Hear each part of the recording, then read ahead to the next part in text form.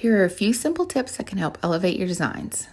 First, I want to show you the spacing options in Canva. We'll start with letter spacing, which is called kerning in Adobe and the design world. Slightly altering this can take your design from amateur to looking like it was done by a pro. Typically, your letter spacing will start out at 0, and I almost always want to increase this when it's for a header or subheader. It elevates the design and looks more thought out.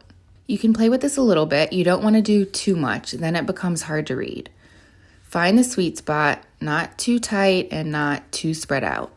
It won't be an exact number because it will vary on the font and size of the text. You can also decide if your headers and subheaders will be title case or all caps. For title case, I would say that the letter spacing looks great, but if I want to make it all caps, I would spread it out some. I would increase the spacing just to give it a little bit more breathing room.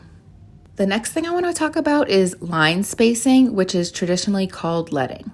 So again, line spacing will usually start out a bit tight for what I like, so I'll usually spread this out too.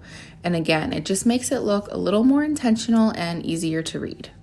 The next thing I want to touch on is being strategic with your design elements. In this example, I'm using organic shapes versus more geometric. So they have curved, soft edges, and the dots have like a hand-drawn feel. So depending on what you decided during your discovery phase, that will determine the style you want to stick with for your design elements. So soft, organic, or hard, geometric are just two very broad examples.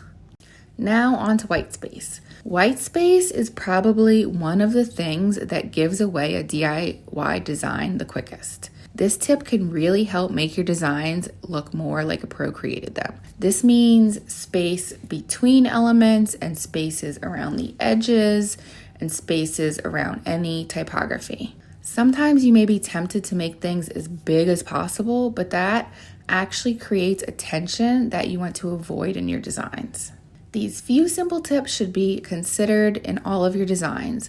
Once you choose a style, you should stick with it. Like if you decide caps for headlines, you should keep that style moving forward. I've reiterated that for fonts and colors, and that tends to be something that people bring up a lot, but you also want to keep your styling and your design elements consistent.